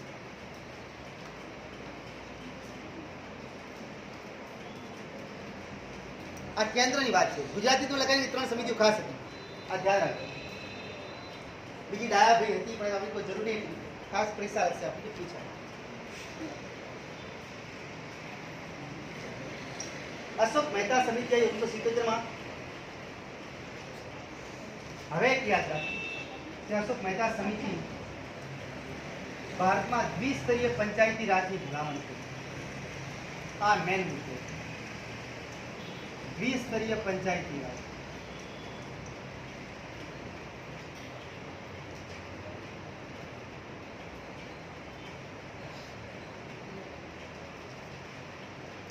પણ રાજ્યસભાએ આ સમિતિની ભલામણો અશોક મહેતાએ 132 ભલામણો કરી. સરકારે મજા નાખી. અશોક મહેતા સમિતિએ 132 ભલામણો કરી. આટલી ભલામણ સ્વીકારે ના સ્વીકારે. તમે ક્યાં સગાઈ જોવા જાઓ, સાંભળવાળા તમને 132 શરતો મૂકે, તમને એમ થાય કે સગાઈ જોવા 132 શરતો મૂકે તો લગ્ન થાય ત્યારે કેટલી મૂકશે? વિચાર તો ડબલ 10 થાય ને, ના પરણવું સારું થાય ને. એટલે આ સમિતિની ભલામણો આપણે પસંદ. પછી ધીરે ધીરે આ સમિતિ આગળ વધી અને એને કીધું હતું ભાઈ કે બંધારણીય દરજ્જો મળવો જોઈએ, પણ કોઈ ભલામણ આગળ સ્વીકારવામાં ના આવી. એટલે 1983માં રાજ્ય અને કેન્દ્ર વચ્ચે સંબંધ દર્શાવતું સરકારી આયોગ આવે છે. સરકારી આયોગ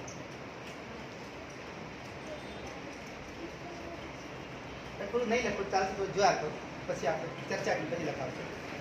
1983માં સરકારી આયોગ આવ્યો. ગુજરાત રાજ્ય છે, દિલ્હીમાં કેન્દ્ર છે આપણું. તો રાજ્ય અને કેન્દ્ર વચ્ચે કેવા સંબંધ? ઘણીવાર કિસ્સામાં એમ પૂછાય કે રાજ્ય અને કેન્દ્ર વચ્ચે સંબંધ તપાસવા માટે કયો આયોગ રચાય? તો સરકારી આયોગ. અથવા એમ ઊંધું પણ પૂછાય કે સરકારી આયોગની રચના કેમ કરવામાં આવી? તો રાજ્ય અને કેન્દ્ર વચ્ચેના સંબંધો દર્શાવવા. બરાબર. હવે આ સરકારી આયોગ રચાયો ને ત્યારે 1 દિવસ નહીં, 2 દિવસ નહીં, 3 દિવસ નહીં, ખાલી 5 વર્ષ સંશોધન ચાલુ રાખ્યું. 5 વર્ષ સંશોધન ચાલુ રાખ્યું. 1988માં રિપોર્ટ આપ્યો. એને રિપોર્ટ આપ્યો 1988માં. રિપોર્ટ આપે ને ત્યાં સુધી કેટલું બધું ઘણું વચ્ચે ઊંધું હમું થઈ ચૂક્યું. બરાબર. હવે આપણે એમ કીધું આ 83ની સાલ સરકારી આયોગ આવ્યો, એક બાજુ 1985. તો 85 બંને વચ્ચે આવે કે ના આવે? તો 85માં કઈ સમિતિ રચાઈ? જીવી કે રાવ. ભારતના આયોજન પંચે કઈ સમિતિની રચના કરી? તો જીવી કે રાવ સમિતિ. ભારતના આયોજન પંચે જીવી કે રાવ સમિતિ આવી.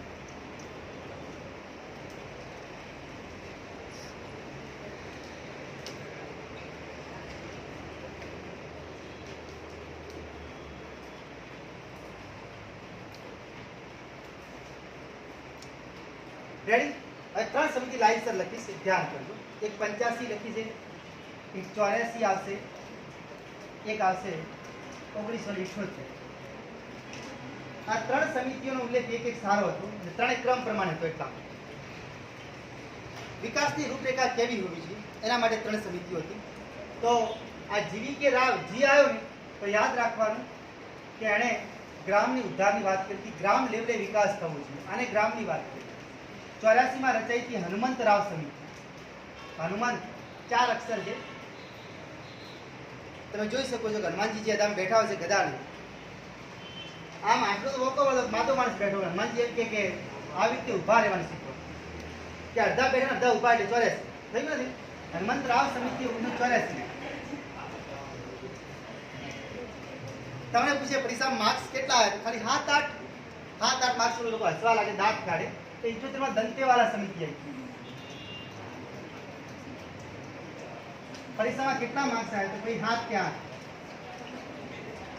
હા ભાઈ આ કરમ યાદ જોડકા જોડો પૂછાઈ ચૂક્યો પ્રશ્ન એટલે લખાવું, બાકી ના લખાવ. એક જગ્યાએ જોડકામાં પૂછાઈ ગયું. દંતેવાલા, હનુમંતરાવ અને જીવી કે રાવ. જી નો અંગ્રેજી ગુજરાતી કરો તો ગ થાય. તેમણે ગામના વિકાસની વાત કરી. દંતેવાલા તો આવ્યો તો તાલુકાના વિકાસની વાત કરી. તો તાલુકોને ગામ આવે રીતે વધે. હવે બોલો, જિલ્લો વધે કે ના વધે? આપણે 3 સ્તરીય પંચાયત રાજને શું કહો છો? જિલ્લામાં એક લેવલ હોય, એક તાલુકામાં હોય, એક ગામડામાં હોય. યાદ રાખવાની કળા શીખવાડી. 1978 એટલે પરીક્ષામાં પૂછો કેટલા માર્ક્સ? 7-8. તો લોકો હસવા લાગે, દાંત કાઢે. એટલે દંતેવાલા સમિતિ અટક હતી. પછી હનુમાનજી કહે છે કે આમ ભોકાવળી ના બેસો, એકદમ અડધા ઉભા અડધા બેઠા, ગમે ત્યાં જોડવું પડે. 84 આવે હનુમંતરાવ સમિતિ. જીવી કે રાવ, આમ તો જીવી કે 3 ને 2 5 અક્ષર, રાવ 5 અક્ષર આવી ગયા. 85 થઈ ગયું સિમ્પલ.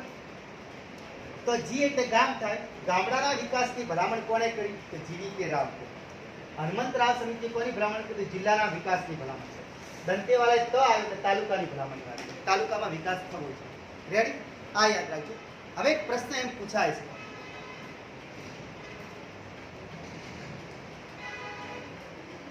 આ લખી રહ્યા બાકી લખી રહ્યા અડધા બેઠા નહીં લખ્યું, કારણ કે આ લોકોએ પ્રાણ વચનનું પાલન કર્યું, આ બાજુ કોઈ વચનનું પાલન ના કર્યું. આ લોકો બધા હાથે પડી બેઠા જોતા જ ના, બાજુ લોકોનો વિશ્વાસ નતો સાહેબ પાર ટાઈમ આપશે કે નહીં આપે, લખી નાખ્યું ફટાફટ. કોઈ વાંધો નહીં, સારી છે. પણ હવે આપણે એમ કહીએ કે આ બધી સમિતિની વાત આવી, એક પ્રશ્ન અહીંથી નીકળે છે, જીવીકે રાવ સમિતિ જે જી આવ્યું તો આ ગરીબી ઉન્મૂલન માટેની સમિતિ કેમ? તો બી આ જ જવાબ કે ભારતમાં ગરીબી ઉન્મૂલન એટલે ગરીબી દૂર થવી જોઈએ ગામડાઓમાંથી. આવી ગરીબી ઉન્મૂલનની વાત કોણે કરી? કે જીવીકે રાવ સમિતિ. ગરીબી ઉન્મૂલન, ગરીબી દૂર થવી જોઈએ. ભાઈ લખો વિસ્તાર તો નહીં કરતો લખી પડશે. આપણે મેન સ્ટાર્ટિંગ કરી 1983 થી સરકારી આયોગ, પણ સરકારી આયોગ રિપોર્ટ બનાવતા કેટલા વર્ષ કાઢ્યા? 5 વર્ષમાં આખી સરકાર બદલાઈ જાય, બરાબર? 5 વર્ષ કાઢ્યા તો 5 વર્ષમાં ઘણું બધું થઈ ગયું, બદલાઈ ગયું. 78 માં આવી હતી સમિતિ દંતેવાલા, 84 માં હનુમંતરાવ, 85 માં જીવીકે રાવ સમિતિ. હવે આપણે પ્રશ્ન એમ હતો મેન, ખેડૂત એક રોપો વાવે છે, બીજા દિવસે ઉખડીને જોવે કે વળ્યો કે ના વળ્યો, કે બીજ વાવે ઉખડીને જોવે કે અંકુર ફૂટ્યો કે ના ફૂટ્યો. તો પરીક્ષામાં એમ પ્રશ્ન પૂછાય હતો કે આપણી જે ગ્રામ સભા હોય છે, ગુજરાત સરકાર હોય કે કોઈ રાજ્ય સરકાર હોય, એની અંદર જે ગ્રામ પંચાયતો હોય છે, તો ગ્રામ પંચાયતની અંદર ગ્રામ સભા હોય છે, બરાબર? એ ગ્રામ પંચાયતોની ગ્રામ સભા માટે 2-3 વ્યક્તિ અલગ અલગ શબ્દો વાપર્યા છે. જેમ કે લક્ષ્મીવળ સિંધવી સમિતિ છે, તો લક્ષ્મીવળ સિંધવી સમિતિએ ગ્રામ સભાને કઈ મૂર્તિ સાથે સરખાવે? સાક્ષાત લક્ષ્મી સિંધવી જે છે, લક્ષ્મી દેવીનું નામ આવે, અને ગોપાની કળા છે, આ યાદ રાખો. લક્ષ્મી મલ સિંધવી 86 માં આવશે, પણ પહેલા વાત કરું કે આ શબ્દ આવ્યો એટલા માટે. લક્ષ્મી મલ સિંધવી એક સમિતિ હતી, 86 માં રચાઈ, 1986, બરાબર?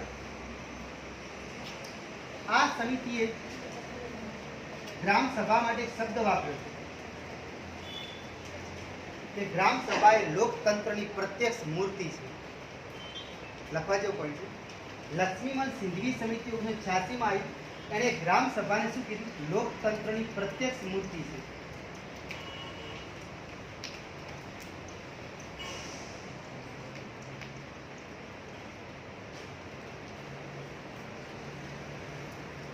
હવે આપણે જીવી કે મરી એનું વાત કરવાની, ખેડૂતો એક રોપો વાવે, બીજ વાવે ને ઉતરીને જોવે કે આ વળ્યો કે ના વળ્યો. એટલે આ શબ્દ જીવી કે રાવે એવો વાપર્યો હતો કે ગ્રામ પંચાયતો એ ઘાસ, મૂળિયા વગરની ઘાસ. અમે ગ્રામ પંચાયત શબ્દ વાપર્યો. ગ્રામ પંચાયત એ મૂળિયા વગરની ઘાસ છે, જે ઘાસને મૂળ હોય જ ના. એટલે આવા પ્રશ્નો પૂછાય કે કઈ સમિતિએ ગ્રામ પંચાયતને મૂળિયા વગરની ઘાસ ઉપમા આપી, કઈ સમિતિએ ગ્રામ સભાને લોકતંત્રની પ્રત્યક્ષ મૂર્તિ કહી, અને કયા વ્યક્તિએ ગ્રામ સભાને જ ગ્રામ પંચાયતોની સાચી લોકશાહી કહી? જયપ્રકાશ નારાયણ. આ બે લખો, ભાઈ ત્રીજું લખે છે ફટાફટ. સમિતિઓ ત્યાં 86 માં જે આપણે ભણવાની બાકી છે, તો પહેલા વાત કરી કે પોઈન્ટ આવે એટલા માટે. જીવી કે મરી આપણે વસ્તુ ઘાસને ઉખાડી જુઓ કે આ વળી કે ના વળી, તો આ જીવી કે રાવ સમિતિ એવું કીધું કે ગ્રામ પંચાયત મૂળિયા વગરની ઘાસ છે, જે ઘાસને મૂળ હોય જ નથી, ક્યાંથી વળવાની છે? એટલે આવી ટીકા કરી, નિંદા કરી. અને લક્ષ્મીમલ સિંધવી સમિતિએ ગ્રામ સભા માટે શબ્દ લોકતંત્રની પ્રત્યક્ષ મૂર્તિ છે. જયપ્રકાશ નારાયણ શબ્દ વાપરે છે. જયપ્રકાશ નારાયણ.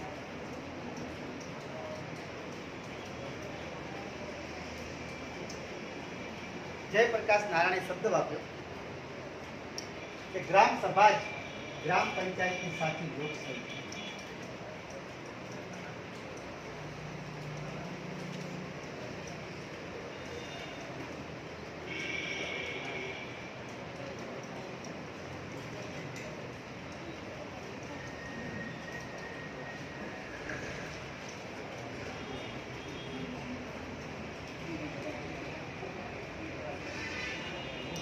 બધું મિક્સ ના થઈ જાય. લખો લખો ભાઈ, લખો. રવિવારે આજે રવિવારે મોદી કસોટી આવતા રહ્યો, તમારી કસોટી ધ્યાન રાખજો.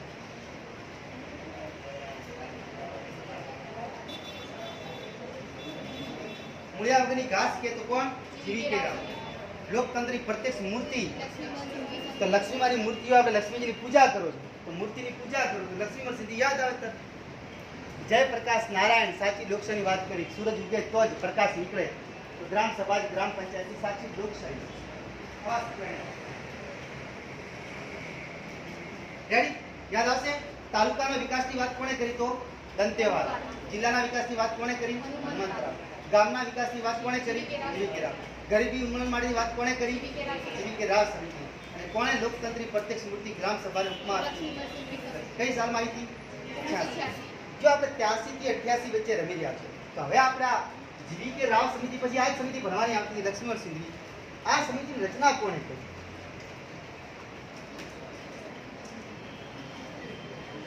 ચિંતા ના કરો, મને ખબર છે ત્રીજો ભાગ બનાવવો જ પડશે કારણ કે આટલું પૂરું થવાનું થઈ સીધો હિસાબ છે. બરોબર?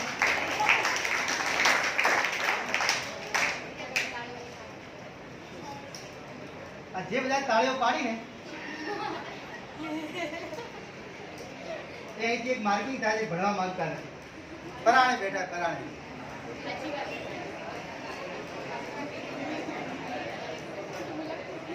તો ધ્યાન કરજો. તો હવે આપણે 2 મિનિટ ભણાવી, ચિંતા નથી.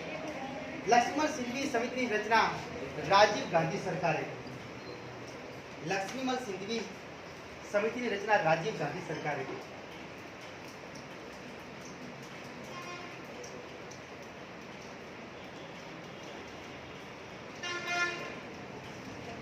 લક્ષ્મીમલ સિંધવી સમિતિની રચના રાજીવ ગાંધી સરકારે. રાજીવ ગાંધી વડાપ્રધાન.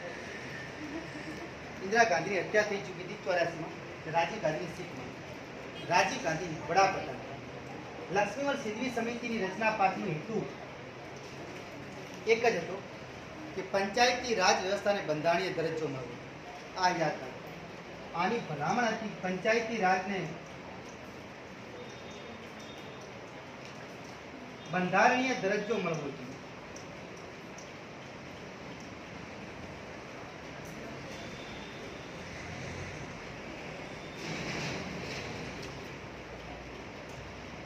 આ સમિતિએ જે ભલામણ કરી કે બંધારણીય પંચાયત રાજને બંધારણીય દરજ્જો મળવો જોઈએ, એટલે પગાર નક્કી થવો જોઈએ, ચૂંટણી થવી જોઈએ, રાજ્ય સરકારે પ્રયાસ કરવા જોઈએ. એટલે રાજીવ ગાંધીને સંપૂર્ણ વિશ્વાસ ના થયો સમિતિ માટે. એટલે 2 વર્ષ પછી, ધ્યાન રાખજો, 2 વર્ષ પછી 1900 ફરી પાછો જો 2 આંકડા એક જેવા આવ્યા. એટલે આપણે કોઈ એક જેવી વસ્તુ જો એટલે કે આપણે ખાધી લઈએ, ચૂકી નાખો તો પીકે થુંગન સમિતિ રચી. પાસ એક જેવી વસ્તુ 88 2 આંકડા એક જેવા કેવું લાગે છે? એક ભાઈ તો આ વકો વળતો હોય કે બીજો વાકો વળતો છે એટલે આપણે ચૂકો નાખો, ચૂકી નાખો બહાર, ત્યાં તો ખોટું કહેવાય. એટલે પીકે થુંગન આખું નામ હતું પ્રેમા ખાંડુ. રાજીવ ગાંધી સરકારમાં સંસદ સભ્ય હતા. પીકે થુંગન સમિતિ રચાઈ. આણે જે લક્ષ્મણ સિંધવી સરકારની જે રચના હતી એને કીધું હતું કે પંચાયત રાજને બંધારણીય દરજ્જો મળવો જોઈએ. તો એણે આ ભલામણ કરી કે એમની વાત સાચી છે, ટેકો મળવો જોઈએ.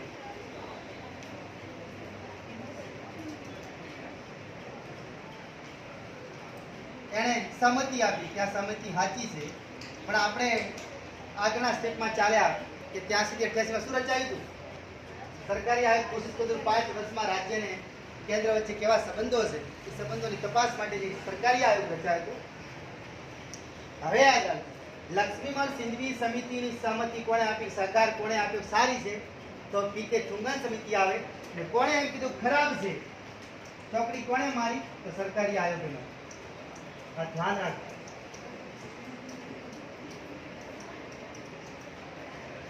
એક પરીક્ષામાં પ્રશ્ન પૂછાયો, લક્ષ્મીમલ સિંધવી સમિતિએ પંચાયતી રાજને બંધારણીય દરજ્જો મળવો જોઈએ એવી ભલામણ કરી, પણ આ ભલામણનો સખત વિરોધ કોણે કર્યો? તો સરકારી આયોગે. આ યાદ રાખજો, હમણાં જ પ્રશ્ન પૂછાયો પરીક્ષામાં.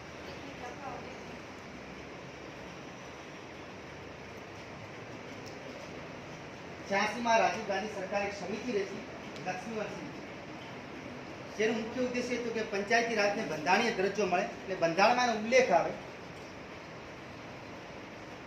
રાજીવ ગાંધી સરકારને થોડો વિશ્વાસ ના થયો, બીજી સમિતિ રચી પીકે થુંગન. પ્રેમા ખાંડુ કહેવાય છે ને, સંસદ સભ્ય હતા. તો એને સમજી આપી ભાઈ આ સમિતિ સાચી ભલામણ કરી હોવી જ જોઈએ. સરકારી આયોજક સખત વિરોધ છે કે પંચાયતી રાજને બંધારણીય દરજ્જો મળવો જોઈએ નહીં. આ એક ધ્યાન રાખજો. અને બસ છેલ્લી વસ્તુ લખાઈ તમને ત્રીજો ભાગ બનાવવા માટે એના માટે છોડીશ તમને. લખી રહ્યા. રાજીવ ગાંધી આ તરફ પ્રેરણા મૂકતા બંધારણમાં 61મો સુધારો કરાવે છે. 61મો સુધારો 1989. 61મો સુધારો 1989 રાજીવ ગાંધી સરકાર કરાવે છે. અને અહીં પંચાયતી રાજની વસ્તુ હાથમાં આવી કે ના આવી પ્રયત્ન કર્યા બંધારણીય દરજ્જો આપવા માટે, પણ બીજી એક વસ્તુ અપનાવી અને સાચી કરી. 21 વર્ષમાંથી 18 વર્ષ મતદાનની ઉંમર આટલી કરવા માટે મતદાતા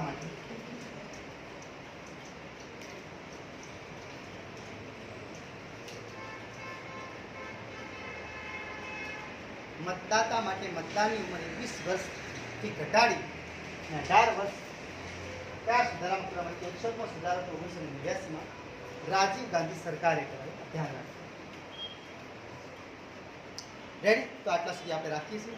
આગળ હવે પંચાયતી રાજે કઈ રીતે બંધારણીય દરજ્જો મળે ક્રમ પ્રમાણે જોતા રહો. પાર્ટ 3.